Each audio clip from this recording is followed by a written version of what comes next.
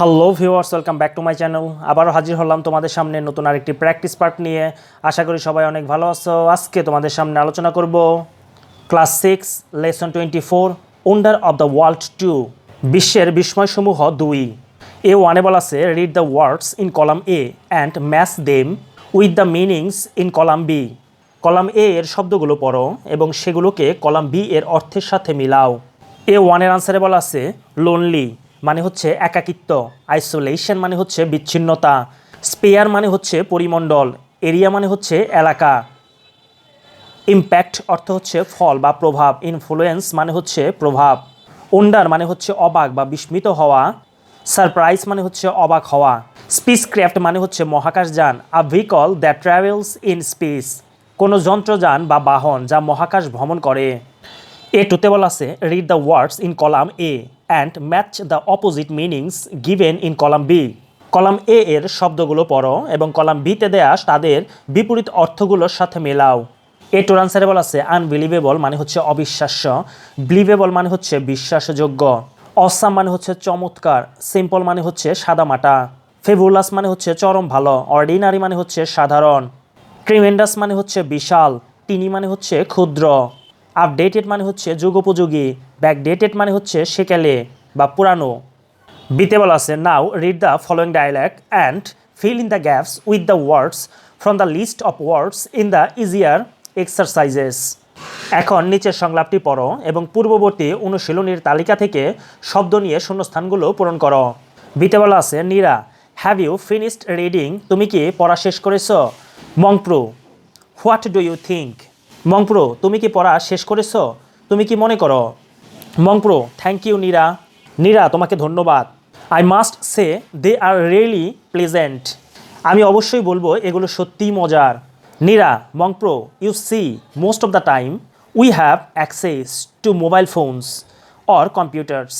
মংপ্রো দেখো অধিকাংশ সময় আমরা মোবাইল ফোন বা কম্পিউটার ব্যবহার করছি, but perhaps we often do not feel the impact of this things, কিন্তু সম্ভবত প্রায়ই আমরা এসব নবপ্রবর্তিত যন্ত্রসমূহের প্রভাব অনুভব করি না। মংপ্রো ইউ আর রাইট, তুমি ঠিক বলেছ। By the way do you have a computer, আচ্ছা তোমার কি কম্পিউটার আছে? Neera sometimes I use my parents laptop, মাঝে মাঝে আমি আমার বাবা মায়ের ল্যাপটপ ব্যবহার করি। I play games or watch movies or browse the internet, আমি গেমস খেলি বা ছবি দেখি অথবা ইন্টারনেট ব্যবহার বা ব্রাউজ করি। I must say it is a good way to avoid loneliness, আমি অবশ্যই বলবো যে এটি নিঃসঙ্গতা দূর করার একটি ভালো উপায়। Mongpro so do you agree that it is not a luxury, তাহলে তুমি কি মনে করো যে এটি বিলাসিতা নয়? Nira oh no it's not a luxury at all, ও না এটি মোটেও বিলাসিতা নয়। Anyway what's your opinion about mobile phones and spacecraft, যা হোক মোবাইল ফোন এবং মহাকাশযান সম্পর্কে তোমার মতামত কি? Mongpro well I always wonder how this tiny device works without any cable and do so many things, বেশ আমি সবসময় অবাক হই কীভাবে এই ছোট্ট যন্ত্রটি তার ছাড়া কাজ করে এবং এত কিছু করে।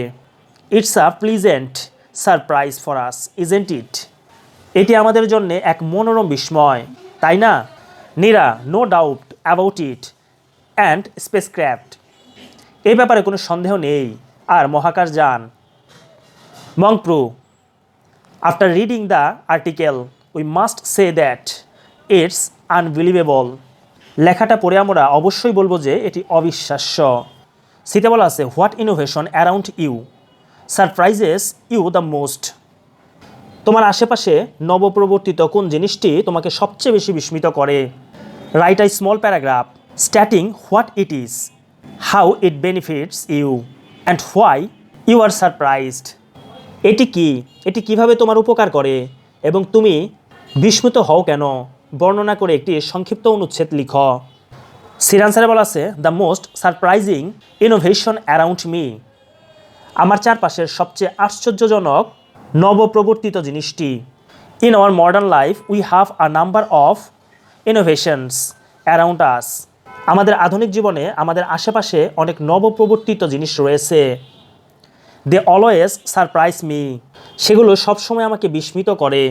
But among them the most surprising thing is the mobile phone, কিন্তু তাদের মধ্যে সবচেয়ে বিস্ময়কর জিনিসটি হলো মোবাইল ফোন।